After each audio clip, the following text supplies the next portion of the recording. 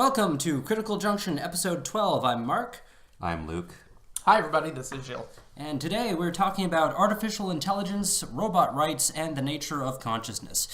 So to begin, a lot of figures in the scientific community are raising the alarm when it comes to developing super intelligent computers and such. For example, Sam Harris, in a blog post entitled "Can We Avoid a Digital Apocalypse?" says, quote, "What steps might a superintelligence take to ensure its continued survival or access to computational resources? Whether the behavior of such a machine would remain compatible with human flourishing might be the most important question our species ever asks." As another example, Stephen Hawking, in an article in The Independent entitled "Artificial Intelligence Could Be the Greatest Disaster in Human History," says, quote, "In short, success in creating AI could be the biggest event in the history of our civilization, but it could also be the last unless we learn how to avoid the risks. Alongside the benefits, AI will also bring dangers like powerful autonomous weapons or new ways for the few to oppress the many. It will bring great disruption to our economy." Now, interestingly enough, Sam Harris and Stephen Hawking, along with Elon Musk, in 2015 signed what was this? They signed an open letter calling for. Sorry, here. I'm tripping over my words. The letter affirmed that society can reap great potential benefits from artificial intelligence, but called for concrete research on how to prevent certain potential pitfalls. So, let's start from there. Do you think AI is beneficial to society, or does it have inherent dangers? Both. For sure, both. I mean, I think it's incredibly dangerous. I think of, have you seen the Animatrix cartoon? And what was the episode called? The two-parter. Oh, I can't remember. It was better than all the Matrix movies put together. The Matrices. Yeah. I don't know. I do think it's incredibly dangerous, for sure. I mean, they're going to surpass us very quickly in terms of certain forms of intelligence, I would think. Especially in this day and age where we don't remember things and, really use our brain very much, Mm-hmm.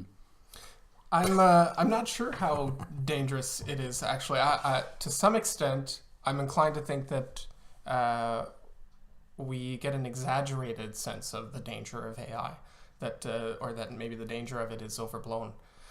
I think already computers and phones are smarter, in some sense of the word smart, are smarter than we are.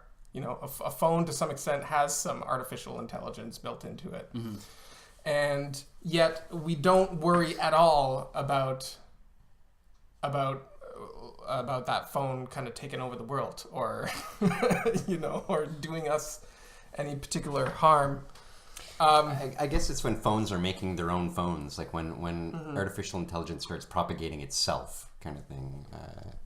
Then maybe that's where the danger lies. I don't know. You're right, though. I'm completely convinced it's not dangerous anymore. I think you're right. Like, there's very little danger in terms of our phones taking over the planet. But with Moore's law and the exponential growth theorem, like the more computers or AI develops, I think the greater the risk eventually will kind of overtake. Like autonomous weapons that are able to indiscriminately kill without verifying the order with a human. That kind of thing's scary to me. Like, I don't have a stance on AI yet, but I just think we need to be careful in terms of its further development. Sure. I think there's dangers there, but I think that we still have a lot of control over the AI bots that we create, and that includes killer drones and things like that. There's still somebody that's behind the keyboard that's actually clicking the go button, or sending that guy out there. There's this philosopher John Searle, I think his name is John. I can't remember. Anyway, he kind of also doubted the danger of AI, or at least the full consciousness of an AI, by coming up with the analogy of how we model we can model like the digestive system in a computer. You know, we can put out a computer program that will just run through the entire process of how a piece of food is put through the digestive system and decomposed and then excreted at the end and all this, and the computer model will model it perfectly. But we don't go from there to saying, okay, now that means that we can take a pizza and shove it into this computer and expect it to shit something out after. You know, while there's So you're saying while there's a understands virtual digital model in there that's actually perfectly reproducing maybe what happens in the brain or what happens in the digestive system, it doesn't necessarily mean that it's actually being that thing that it's modeling. Right. At the moment, I don't. Yeah, I think you're right, but we're seeing a strange development in terms of AI. Like I don't know if you heard about this, but there was I think it was last year. There was a team from a university in Australia that created an artificial intelligence that was able to reproduce a physics experiment that won the Nobel Prize in 2001, where they created Bose-Einstein condensate. This AI learned the physics experiment in less than an hour and improved on it. Mm-hmm. Like that's a little terrifying. Well, why is it terrifying though? Yeah. Well, I don't know. It just like computers have the ability to learn now, and it's creepy, but it's also awesome at the same time. Like if you think about the amount of things that these new artificial intelligences can do. That also makes me think of Google's Go robot. The AlphaGo robot? That managed to beat the Go champion. Right. And they basically had an AI that didn't actually do what some former, I guess the chess bots had done, where they kind of map out all the possible moves or something like this. Because Go is such a big, complicated game. There's way too many possibilities in Go. It's not as limited as chess. So it would be pretty much impossible to get a bot to do that same thing where it maps out all possible moves. So what it actually has to do is kind of map out potential moves that it can make. I guess more closer to real time against what the opponent is currently doing. Yeah, the thing with the AlphaGo AI is that it's another example of one of those learning computers. Right. Like you said, it didn't go into the game having calculated different possible outcomes. It learned as it was playing the game. It learned its opponent's moves and then adapted itself to what it was doing, which is similar to the AI that I was just talking about in terms of the that physics experiment. Like to quote one of the researchers involved in the experiment, a simple computer program would have taken longer than the age of the universe to run through all the combinations and work this out. And this thing did it in under an hour. Like that's mind-boggling to me. How did they get what? It would have taken. How did they make that assumption that it? Like a regular computer program going through regular computer steps would have taken that amount of time to work out all the possible combinations. But this AI thing, I don't know how they created it. I don't know how it was put together, but it did so in less than an hour. Wow. Can we say that AI learning is also us learning? Like you're saying that it made steps towards, it improved upon the experiment or something like that? Yeah, like the researchers set out the initial conditions to create that Bose-Einstein condensate, and then let the AI. So what is this thing? Tell me about this thing, because I don't know. A Bose-Einstein condensate is it's another state of matter, like solid, liquid, gas, plasma. But this one isn't supposed to exist in nature because of the conditions that need to be met for it to exist. Okay. So what they did is they supercooled a bunch of gases to as close as they could get to absolute zero. And what happens at that point is in a solid state of matter, particles or atoms stop moving, so they create a solid. In a Bose-Einstein condensate, what happens is, what if you were to get those atoms to slow down even further, to a state where they, they move so little that the particles start to behave like waves at that point. and it creates a new state of matter called the Bose-Einstein condensate. I see. So yeah, it's supercooled gas, fire a bunch of lasers at these atoms and whatever, and that's how they create it. Huh. So this AI thing was able to do that after the researchers set the initial conditions in motion, and it took a different approach to it that the researchers weren't able to determine.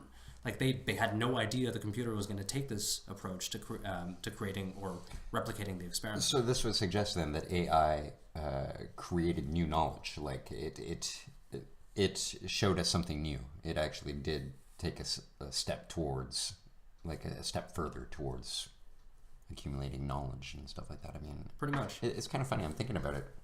I mean, this whole AI thing, it is very much like we would have the same responsibility as human beings towards AI as a parent would towards a child, I would think, right? This is the way I'm viewing it anyway. So there are certain responsibilities that we would have towards AI and in a sense. Well, I guess we would have to kind of agree on like a set of ethical well, we're principles. fucked right away then. We have to agree. No, but I mean, there would have to be some kind of a convention established of ethical principles Like guiding this type of Isaac Asimov rules kind of thing. Sort of, yeah. I mean, I think like with cloning, we have rules like you can't clone a human, you can't, you know.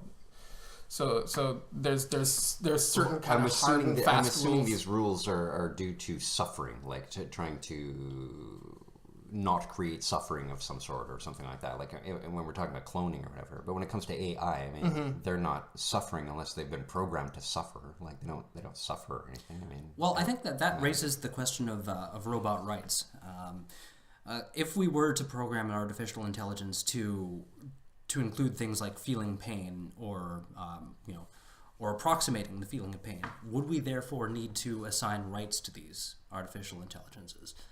And yeah, let's start there. Like, if that were to happen, or another question would be, at what point would we need to start assigning rights to AI?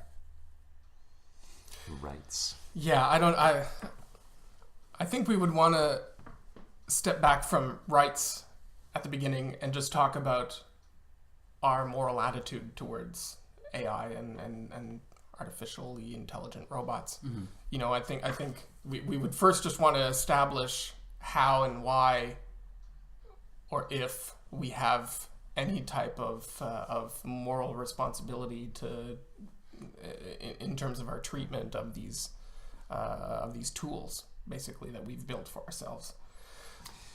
And you're right. I guess because it can go beyond tool.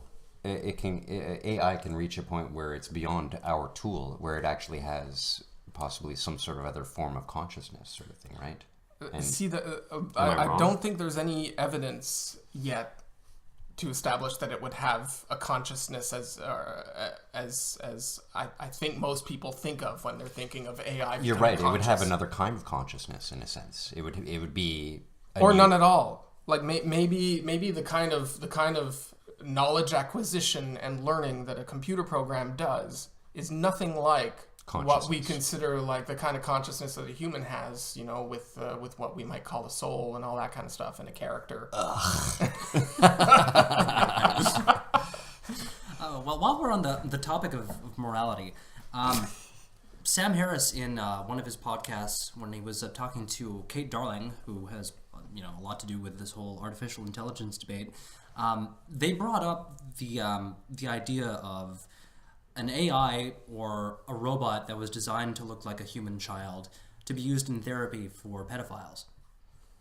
Now, poor robot child, like that. well, that's the thing. Like, would we consider that to be morally repugnant, or is that an acceptable use of an artificial intelligence?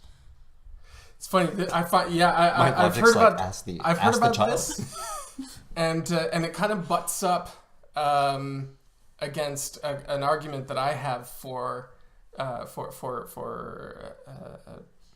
treating AI with some kind of moral responsibility or respect. There's this argument that I think Kant first came up with about about why we should treat animals with respect, or why animals should have rights of some kind. And it's not so much that animals are themselves conscious or moral agents in themselves. It's that we have a responsibility to not just a responsibility, but we're kind of training ourselves, I guess, to act as a moral agent. You know, it's about our agency, morally speaking. So it's about whether or not we want to be the kind of thing that treats something with respect or not, you know, or that has concern for the suffering or not of the things that we interact with, you know, or even I mean, I'm straying now, but even with inanimate objects, there are things that we kind of imbue with life. Yeah, for sure. We endow things with consciousness as if they're alive. Sort of. We anthropomorphize things. We talk to plush toys or whatever, and then we sort of give ourselves an obligation to treat things with care, and not just like chuck this laptop. So on you're the talking ground about direction, basically, like a moral direction, in a sense. No? Can you elaborate? A moral direction. Well, I keep on thinking that AI, we're very fearful and all this stuff in terms of where it's pointing, where is it leading to, what is it leading to, sort of thing. And so it sounded like you were talking about pointing at morality, like to say we endow something with something, we're putting it into it. Yeah. Okay. So I think we're putting it into it. I can't believe you made sense of that, but it's great. No, but that, you're doing an extension of the idea of the inanimate objects that we anthropomorphize or whatever. But I think it's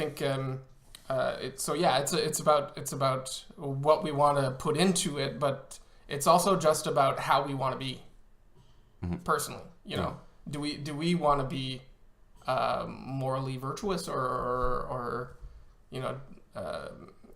do we want to create pockets where we get to practice not caring at all? You know, with not caring at all with things that interact maybe with us in ways that might be confusing and overlap with the way we interact with other people who there's no confusion about whether or not those are worthy of moral consideration. Well, there was an episode of the reimagined Battlestar Galactica where one of the Cylon models who had evolved to look exactly like a human. They're like, at this point, Cylons are indistinguishable from humans. They're robotic entities that look exactly and act exactly like human beings. She was about to get raped by these two officers on Battlestar Pegasus, and two people come in at some point and save her, and the one of the Pegasus officers says, you can't rape a machine. Mm-hmm. So I guess that raises the question of, if we create an artificial intelligence or an artificial being that looks and acts like a human and is completely indistinguishable from a human, at that point, does it have the same rights as a human? Yeah, see, that's the thing. I'm not sure it has the same rights as a human, but we might still have the same obligations as humans interacting with that thing. Mm-hmm. So therefore, it would suggest the rights. So in a kind of circuitous, kind of indirect way, it has rights. We're not saying its consciousness is like ours or anything like that, or that it has consciousness, or whatever consciousness. We don't even know what consciousness is or anything like that. This is a whole podcast, the consciousness thing, right? But if its consciousness were sufficiently evolved to mimic that of a human, again, it's completely indistinguishable, including consciousness, including like looks, feels, everything. So it's the same question. Like, I don't see how we couldn't give it rights. I don't see how we wouldn't have to therefore consider it to be, in a sense, alive. We've created life. It is very much a modern day Prometheus thing, like Frankenstein. Like, we're the doctor and it's the monster. Yeah. that book. I love that story. You know, there is a responsibility for sure. Right. A moral responsibility. Yeah. I think you're right, Luke. Like, if we were to go that far, I think we would absolutely be responsible for what we did. I'm assuming we're close to being we're close. Like we have created consciousness. I would think at this point. I don't know. On the other side of it, consciousness, I think, is the wrong I'm word. almost afraid there's a bit of a slippery slope argument happening here, and we'll end up in absurd situations where we want to give rights to the next generation of smartphone. You know. Well, rights to what? Like we're talking. What do we mean in terms of rights, and how much is like their how much should we concern ourselves with, like, the costs that are associated with ascribing rights to these things that we make, you know? Well, I think that's an important question. Like, where do we start and where do we draw the line, right? Like, at what point do we start assigning rights to these things? Like, if our smartphone suddenly started to, displaying feelings. displaying feelings or like indicating some type of consciousness, as like outside of just Siri repeating something stupid back to you. Like, at what point do we need to consider that these things are different types of entities?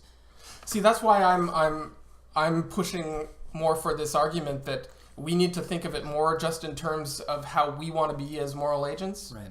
Towards these things, rather than start right away talking about legal rights for these artificial things that then start creating consequences for real humans with real consciousness. And then You're saying real consciousness. yeah, I know.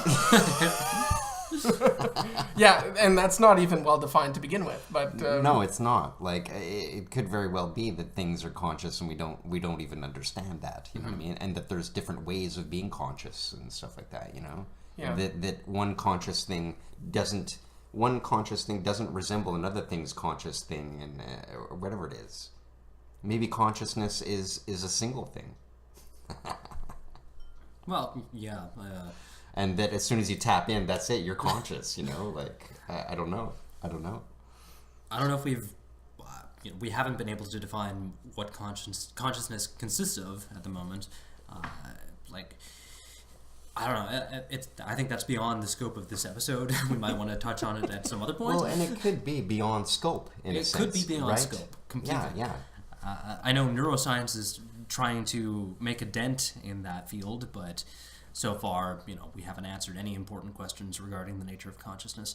But I guess posing another question, if one were to, and I know this is happening now, people are developing relationships with artificial intelligence or simulated girlfriends, for example. like the movie Her. Exactly. Yeah, one of my favorites. I love that movie. But this was in an episode of Mindfield, I think last week or the week before, where... What's Mindfield? It's a series on YouTube Red where they deal with different psychological experiments or whatever. One of them in particular dealt with artificial intelligence. And they interviewed some guy who was having an actual relationship with a character in a sim type of video game. So what I'm wondering is, at what point will that become socially acceptable? For someone to say, I'm in a committed relationship with my, let's say, cell phone, in the example of the movie Her. At what point do you think that will become something normal and something not to be laughed at? We don't know until it happens. It happens when it happens, kind of thing. I don't know. It could happen tomorrow, kind of thing. It's almost based on popularity, kind of thing. Popular consent, kind of thing. I don't know. Is that no? Yeah. Am I wrong? Like, no, it's basically we all get together, huddle together. It's like football players who go, "It's okay. You can have the relationship with a phone. That's cool, Phil. Thanks, man. Thanks, man." It happened kind of overnight that everybody decided that privacy was a non-issue when they started making all of their personal information public on Facebook.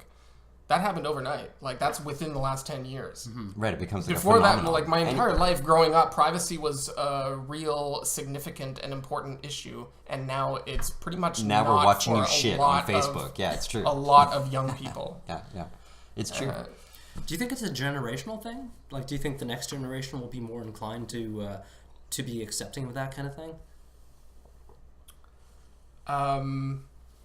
I think there might be like sort of a breathing thing happening where we're in a big long exhale right now, and at some point we're going to inhale again. There could be like some kind of catastrophe or where everything, like a perfect storm of loss of privacy happens, and then that creates so much misery that all of a sudden we remember again. Oh yeah, right. Privacy is pretty cool. Privacy matters. Crap! I should have thought of that before selling my PIN number to a bunch of people. Privacy is a weird thing. We're basically talking about secrecy, like the need for secrecy kind of thing. What is the need for secrecy really? I'm not a very private person, so I don't really know. But at the same time, I don't really, like, on Facebook, I just don't bother anymore. In a sense, I don't know. I mean, it all depends on how you interact with the social world, right? And what makes you vulnerable to having the way you want to interact with the social world kind of messed with. So even if there's things even if there's things in your private life that aren't like sort of objectively wrong or actually embarrassing or whatever, there's always the risk that other people can use information about you against you, right? I suppose. And I am like for myself, I'm generally coming from I have nothing to lose anyways, so who cares kind of thing, position. Whereas I suppose it does have to do with where you are and what you have to lose. And I mean, if you just think about like people looking for work, a new thing is when you're looking for work at the interview, they'll ask you for your Facebook and sometimes they'll even ask you for your passwords, really? Right? Yeah. Really? No. Yeah. Asking for your right? passwords? You've heard of this, right, Matt? It's become a thing. Really? Yeah. Like, it's not unusual for employers to look through a potential hire's social media profiles, be it Facebook, Twitter, whatever. It's not something unusual anymore. Like, employers will go through and sometimes make the decision whether or not to hire someone based on what they have on their social media profiles. So yeah, the whole privacy argument is... I know someone who works in security who went for an interview to try to get like a promotion or a higher paying position. And they had asked for his social media accounts, for his Facebook. And he doesn't actually have one. He's like old school. Right. And they didn't believe him. And this is a whole other story. So they just didn't believe him, and I think that might have hurt this person. Really? That he didn't have job. That he didn't process. have one caused. That he didn't have one caused. Ridiculous. Huh. Yeah. Then he wasn't normal like the rest of us. That's it. Yeah.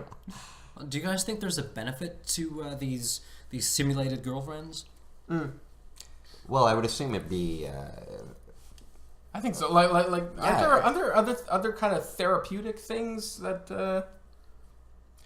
It comes down to, it's very similar to the Matrix, and is it reality or is it not reality? It kind of comes down to, it doesn't fucking matter, Right. Like you can have a relationship with a machine if you want to, like because you're still experiencing the entire thing, Your consciousness is absorbed in this event and the experiences and the real, yeah, sure. Yeah, maybe I'd much rather eat Cypher's T-bone steak rather than the mouse's tasty wheat.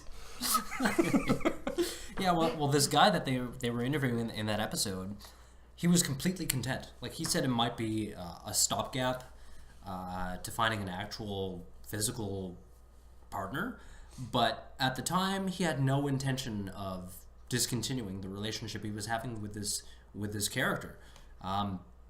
So I think there are therapeutic benefits to it.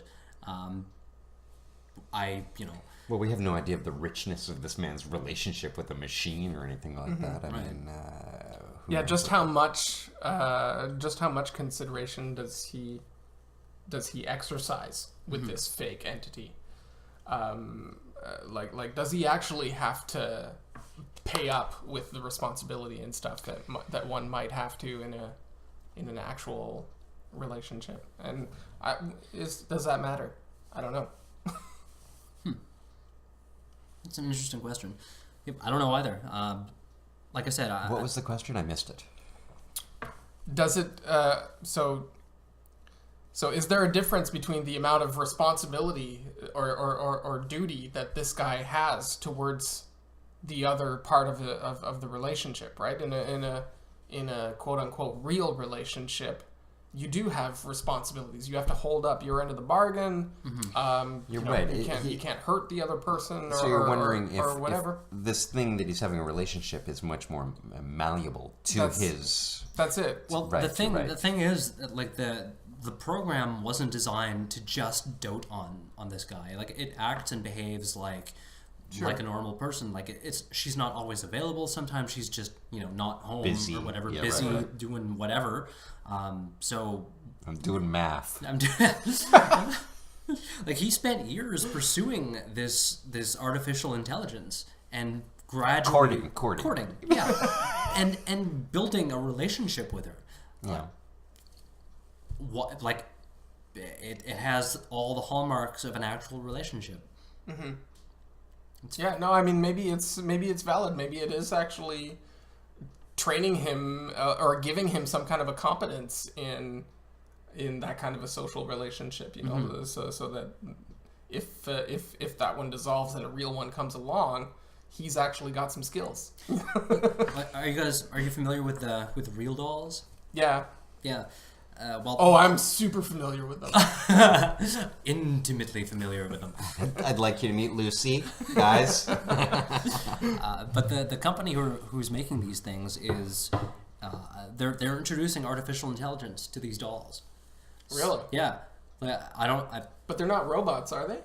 No, they're non-movable. Well, they're So what you can articulate their joints, but they don't have robotics in them. They don't move actually or anything, move on their but own. they're introducing AI into these dolls at some point soon. So possibly dialogue or... Yeah, like, it'll be another one of those deep learning AI things where you can develop a relationship with this doll now. Oh, yeah, just like that. Feels so good. I think harder. You can tweak different settings and stuff. Yeah. The poor guy that can't satisfy his robot doll. But you were made No, for I said me. deeper. Well, This isn't cutting it. how disappointing would it be to not be able to satisfy the doll you programmed? Well, yeah, like... There are masochists out there, I guess. So I think, would that be another therapeutic thing? Or would it end up causing people to become dependent on these artificial sex crutches? Most certainly people will become dependent on it. I mean, people put on friggin' cyber glasses or whatever you call them. What do you call them? VR. Right, and all of a sudden they can't deal with reality, you know what I mean? Cyber glasses. Yeah, no, people are gonna get hooked, Yeah, like it's gonna be a drug. Did you guys for hear people, about this Chinese couple that had neglected their baby at home? They had a newborn baby at home, and this couple was so addicted to this game that they would leave the baby at home and go play this game, and they ended up letting their own baby starve. And the ironic thing is that in the game consisted of taking care of so they took care of the game, entity. Right, right. Yeah. No way. Yeah, so these people were charged with... What was that egg thing? It was like a Tamagotchi or something like that. Right. The thing you had to take care of. Right. So they took care of it, and their actual baby died? Yeah. Wow. I mean, I don't think... I don't know that... I don't think it was the Tamagotchi thing. I think it was like... Right. but something else. But yeah. So there you go. Taking there you go, taking like- care of AI is just more fun. Yeah, I don't know. I mean, why are we alive? Really? It's obviously subject to addiction, right?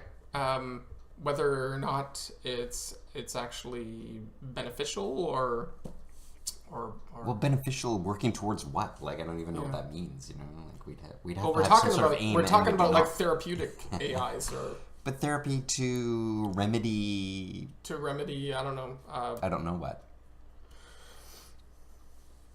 sociopathy. I don't know. Well, like I want to come back to the I don't the example of creating the child-sized robot, Right. And using that as a therapeutic method for pedophiles. Like, I know a lot of people would just find that completely like repulsive, but as a method of Well, sure, but I mean that whole issue has a huge taboo over it, and people can't deal with it at all. Right. Like, Right. they just want to kill these people. You know what I mean? And that itself is a problem. I mean, I don't see what the harm is there. I mean, there we're using it as a tool to try and help the person, sort of thing. Yeah, I think at some point that would become an issue of legality too. Like, where do you draw the line between something that's considered to be child pornography and something that isn't? Like some countries, like the law varies depending on where you are. Some countries will draw the line at actual child pornography, and some will say that even an illustration of that kind of thing is considered child porn. So if you design a robot to look like a child for that therapeutic reason, there's that weird slippery slope argument again. Yeah. Would that be considered? Well, it's like society saying it's okay for this kind of Attraction. Well, yeah, no, and the problem there too is that it doesn't stop there. You let's say you create a robot, a child, and then you go on to have sex with this robot child. It's not as if it stops there. You will still look at children and be attracted to them. I don't know.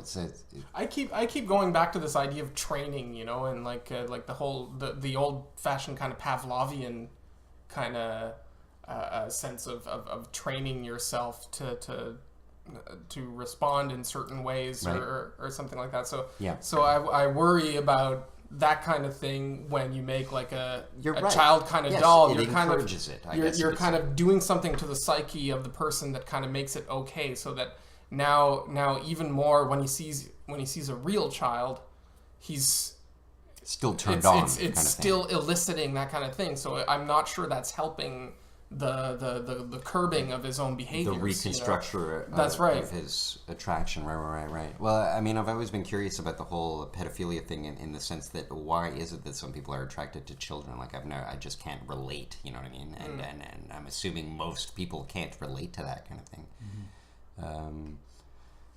Honestly, we don't know, man. We don't know if it's good or bad. It's like we'd have to see what happens, kind of thing, But like, what are they doing with this robot child thing? This is a Are they real actually thing. doing It's it, not a or- real thing. No. Okay, it so was- it's a real just thing. a- Yeah, it was brought up as an example of Okay. Oh, okay. where do you draw the line? What's considered moral? What isn't in terms of the development of artificial intelligence? That kind of thing. Right. But it's not a concern for the artificial intelligence in this case. Well, See again, yeah, exactly. yeah. It's not. It's just our concern for Right. ourselves, kind of thing. Right. But let's talk about that. Well, if we program this thing to act like a child, would we therefore need to consider its well-being?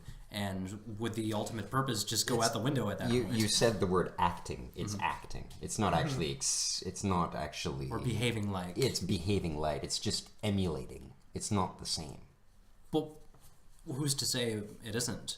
Like, if Well, it's not the same. It's something else. but if you hypothetically speaking, if we were to somehow program this thing to think it is a child and to Right. behave in that So the fashion. movie AI. The movie like this AI. kid thinks it's a kid. It is living the life of a kid and loves its mom and wants its mom to love him, kind of thing. Yeah. Like that, right? And yeah, there's definitely problems. So yeah, when you go that far, yeah, definitely moral issues. It is like at that point, if it isn't emulating consciousness in the same way that we're experiencing consciousness, it's doing something else that is still something that I don't see how we could not respect it, you know? But this is with my moral aims of wanting to respect things, right? I don't know. Yeah, it's definitely it definitely gets complicated. I don't see how we can't think that we're creating life with artificial intelligence. We are. These things become life, to me anyways. It's just a different form of it. Yeah, I don't know. I'm not convinced. But I guess I'm using the word life. It's not. It's something else. It's artificial intelligence. Well, at some point, I'm not convinced. We've created computers. We programmed these machines to gather information and code it in ones and zeros. And we program it with algorithms that can quote unquote learn, right? And change how it chooses, or not how it chooses, but it can learn in the sense that that some algorithms become less optimal, and so it restructures algorithms to test and see if those become more optimal, right? So this is kind of learning, I guess, right? Mm-hmm. Yeah. And yet at the same time, that learning doesn't imply it doesn't even take a step forward towards consciousness to me. maybe not yet, but let's say we create a super intelligence that's intelligent enough to notice flaws within its own code, and it makes alterations to that code in order for it to become more efficient or more intelligent. Would that be an indication of consciousness? Like, would it become self-aware at that point? I think it's a whole other word. You're right that it's not consciousness as we experience consciousness. That's exclusive to us. Just like an animal would not experience consciousness like we experience consciousness necessarily. We don't know. It's something completely different. But it's not to remove any importance just because it's different. It's different. Mm-hmm. It's something else. It's new, you know? Yeah.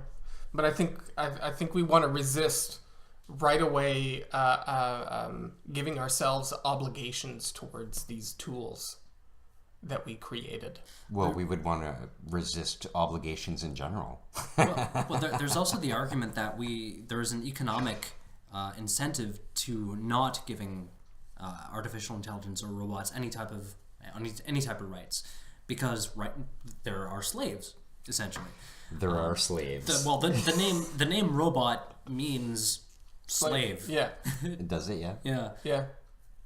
So yeah, that's one of the arguments towards not giving these things rights if they were to develop any And you type know what? of If they're not actually suffering, and you're going, you clean up that dirt. How do you feel about that? I feel great about cleaning up this dirt. That's my job. You know. Right. Like, what's the problem with that kind Yeah. of thing? No. Exactly. There wouldn't be a problem with that. There would be no problem with that. No. I'm sure some people would take Like, objection There's to no there's no problem with creating a vacuum and using the vacuum to vacuum. create something to do a job. It does its job. Where's the issue? Right. So it's when the vacuum is thinking for itself. And says, I no longer want a vacuum, kind of thing. Yeah. And that could happen, you know. It could happen. And do we respect that? Some people- You're no longer a vacuum. You are a vacuum that does not serve the vacuum function. Well, that's the entire premise of Battlestar Galactica. Like, I've heard some people say they want to draw a line at saying that an AI has consciousness or whatever when it can say. when it can say no or I don't want to do that kind of thing. Yeah, that kind of thing. But you know, it's super easy to program your phone right now to say I don't want to do that. Yeah. You know, so. I continuously think of the Mary Shelley's Frankenstein. Like, have you guys read the book? Mm-hmm. It's one of my favorite books. I love this book. Yeah. Why am I alive? You know, what'd you do to me? You know. Yeah. Like, and it does seem it's terrible. It's like this video that I sent you guys of this little movie with the guy from Silicon Valley in it. Yeah. They got like some AI to create a script for a movie, and then they made the movie. I loved it. Yeah, I loved it poetic too. and It new, was it's oddly fresh. compelling, yeah. But there were some kind of freaky things in it too, where the script is like things like a lot of the lines that were coming out of all of the characters were things like, "What are you saying? I don't know what you mean." You know, and the way that they created this AI is that they apparently fed in a bunch of different scripts from It was a whole bunch of X-Files. different movies. X-Files. A lot of X-Files is supposedly what it was based on, from what I gathered. Well, it was Star Trek and X-Files or something like No, that. when you're watching, when the movie starts, they or the video that they posted or whatever, they go through like, there's a scrolling of like 100 different movies in there. Yeah, it's not just those two. And it kind of got me thinking, like seeing this recurring theme of like kind of confusion of and curiosity or wondering, what are you guys saying? What does this mean? All this kind of stuff. I started kind of imbuing the scriptwriter, the AI, with like this kind of sense like, oh fuck, I'm now conscious here and I don't understand what the fuck is going on. Yeah, right. Consciousness will lead to questions. Yeah. Why? I started imagining this AI kind of in distress, like, okay, you're gonna make me make this script now, and I'm like the Frankenstein monster. What is this shit? Okay, you say distress. this, and what does that mean? I don't know what do you guys? What is all this blabber that you guys are doing? And Yeah, like that whole AI movie is a step up from in 2016, IBM's Watson created a trailer for the movie Morgan. Like the way they wanted to create kind of like a horror movie feel to the trailer. So what they did is they fed Watson, they got it to analyze 100 classic horror movies and see what people considered to be, scary. And it put together a trailer for this movie based on that information. The trailer it's fun to watch. It's a good trailer. Have you got this trailer? I haven't. Can you? We're not You gonna can play post it now, it on. No, but you can post it on the. We'll post it link in the it up. comments. Yeah. At some points, it feels a little disjointed, but Watson did a great job putting this thing together, just based on the movie itself. Like it did. Like again, it was one of these things where how was it putting together a trailer? If it had footage of some sort, like, or was it creating? They gave it footage. They gave it footage. They gave it footage, and they had it splice It's different a trailer. scenes together. Okay, right. It's not making the movie; it's making a trailer. Yeah. Okay. Like the interesting. yeah. Watson also defeated 2 Jeopardy world champions. Mm-hmm. This thing is that ridiculous. makes sense, Of course, we don't remember things anymore. We have our phones to remember things, Right, I right. don't have to remember someone's phone number. I don't even know my fucking phone number, Which brings me to something else. Like almost all the time, the concern we're seeing with AI is like, aside from the moral stuff that we've been talking a lot about, there's the idea that AI would become more powerful than humans and kind of take over and then make us its slaves, or just destroy us because we're the irrelevant. fear of loss of control, basically. Right. But that kind of what we were just talking about just now kind of brings me to this idea that maybe the thing with AI is that we're integrating ourselves more with AI. We're using AI. We've got Google at our fingertips all the time, and technology is getting smaller and smaller, and we can actually start merging our biology with these mechanical enhancers or digital enhancers, and we could actually put in our brain maybe some kind of chip that allows us to remember absolutely everything we ever experience, and all of a sudden we're all like eidetic geniuses kind of thing. And so But that would be artificial, in a sense. Well, the thing is, like, it starts to bring up questions like are we then going to start evolving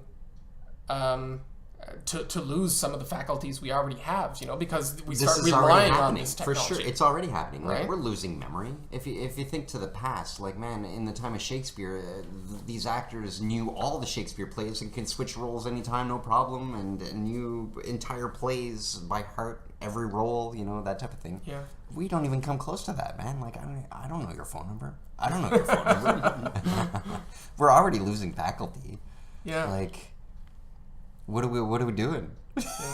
what's Well, our interest? so Where that's are the we thing. I pointing? think like You know, where are we pointing ourselves? the potential horror outcome there is not so much Terminator, but more the Borg. You know, like where we're being assimilated. I've never understood why it was a problem being the Borg. I've never understood that. What's the problem? Yeah, when you're there, I guess you don't really give a shit. Like You're Borg. You don't think differently, and you really don't care. Or from I mean, Rick the and problem. Morty Unity, Yeah. Yeah. I mean, seriously, there's a problem there. Is there? Well, Lots of you're division. actually an artist, so it kind of surprises me that you would have no problem with the Borg, because artistry wholesale just disappears in a Borg world. Art is irrelevant. Yeah, no, and art could be a response to, yeah, I don't know. That's all at the podcast, I think. Yeah, I feel like Hammy Hamster, and that's another story. And now you know the rest of The rest story. of the story. Interesting stuff. You guys have heard about DeepMind, right? Google's Yeah. What's that? Thing. Tell me about it. DeepMind. It's the same company that developed the AlphaGo program that we were talking about earlier on this in the episode. They were bought by Google. One of the conditions was that Google set up an ethics committee in terms of to analyze artificial intelligence and that kind of thing. They developed this machine that was able to defeat a human at the most complicated game in the world. Right. DeepMind is also capable of quote unquote dreaming, where it scours Google image search and creates these weird psychedelic images based on what it considers to be sleep. It's still not. Yeah, it's dream simulation. It's Dream not- simulation. Yeah. Yeah. Right. It's not dream. That's the thing. It is something different. Have you seen any of the? That's it, exactly. It's something different. It is something different. Have you seen any of the images from the deep No, dream no, no, thing? no. It sounds interesting. They are messed up, man. Sounds You know what? great. They look a lot. They look a lot like these paintings that I've seen done by schizophrenic people. Yeah. Yeah, it's a and this really also good sounds comparison. great, like Yeah. artistically or whatever. Yeah, like it's mind bending, you know. Really It's is. good. And I'm thinking of the script and the dialogue in the script written by AI. Mm-hmm. It was interesting, the connections that it was making and the sense of desperation that it seemed to be getting at and really. I don't know. I thought it was really good. I would trust AI to write a better script than a human being, really, at this point. It could have, it's almost like I want AI to take at it and then just round it out with the human element. You Well, know? that raises another question. At some point, we're going to develop machines that are capable of assuming a multitude of jobs that humans currently do. The argument is that the only thing left will be creative jobs and things that require things that involve emotion. Emotion. What jobs require emotion, honestly? Well, Really? something where you're Yeah, not many. yeah, exactly. I find it We really don't weird actually- actually when somebody cries at work or We don't or do even anything. gets angry at work. Like I find emotion at work kind of a odd thing. But that's the issue. At some point, there will be a problem in terms of employability, just because robots are taking over. They took our jobs, kind of deal.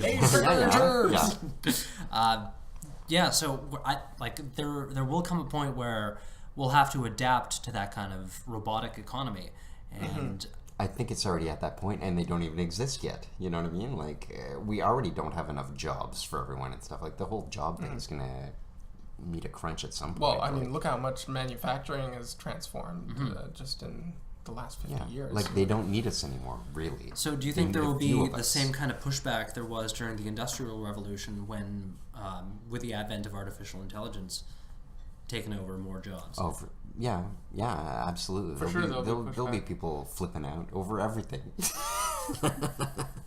No matter what, someone wonder, come down for the cure of wouldn't it cancer, be and great people if will it just- object. There's a problem here. No. Okay, sorry, I cut you off. no, Were you that's saying good. That's good. I lost my train of thought. something? You lost your anymore. train. Yeah. Damn it, because mine was no good. All right. So artificial intelligence. Any final words on the issue? Well, what's our conclusion? It's something different, man. it's. I we talked a don't lot know about- if we have to have a conclusion, but Right. Sorry. I Sorry think- to I think- suggest conclusion. If we had a robot here, it would totally conclude something because I'd force it to, and it would. yeah, I think the idea that I would want to end with from this conversation, though, is just that we shouldn't have as negative an attitude towards it. That maybe there's potential. We're scared. Maybe there's potential to look at it as more of an opportunity. You're right. I look at it and I go, we're scared because we're scary, man. Yeah. You know, we're scary. Like Yeah. human beings are scary. Right. We don't trust ourselves. And so we're not going to trust these things we're creating because we don't trust ourselves. Yeah. And that's, I think, what it comes down to. Yeah, I'm not sure that arbitrary cruelty is something that might necessarily spontaneously arise out of a learning AI. You know, like I think It probably would. like though. deliberate spontaneous cruelty that's in people. I'm not sure that's as immediate a danger when it comes to AI. Do you mean on the part of the AI or on the part of humans? On the part of the AI. Well, do you think there's a possibility that people might start taking out their aggressive tendencies on these AI? Like if we develop a robot and, people just suddenly start wailing on it, Right. Just because they can. It's not human. I'm going to beat the shit out Yeah, of it this has no thing. feelings. I can beat this thing. I can treat it like garbage. I can and- rape this thing, Yeah, whatever. They might, and again, I would have a problem with that because they're again just training themselves in optimizing their violence, right? And their violent Right, tendencies. they're in a sense they're feeding the wrong thing. That's it. within They're feeding the themselves. wrong thing. Like, Yeah, why yeah. not train yourself to be more serene and to be more Peaceful, more and peaceful and kind caring and compassionate. you know. Yeah. You're right. Like I feel like in a sense we should be scared approaching this AI thing because we're just not very mature. Like we're very young parents. So it always comes around to the potential problems with AI not being so much what'll happen to AI or what AI will become, but what will become of us with the aid of AI. What we'll do to ourselves with AI. Yeah, and we don't know. No. Fascinating. All right, I think that's a good place to wrap it up, unless there are any objections or any final thoughts. I can't believe I had thoughts the entire way, man. Alrighty then. That's good. That was good. This has been Critical Junction, episode 12. I'm Mark. Oh, I'm Luke. I think. I'm Jill.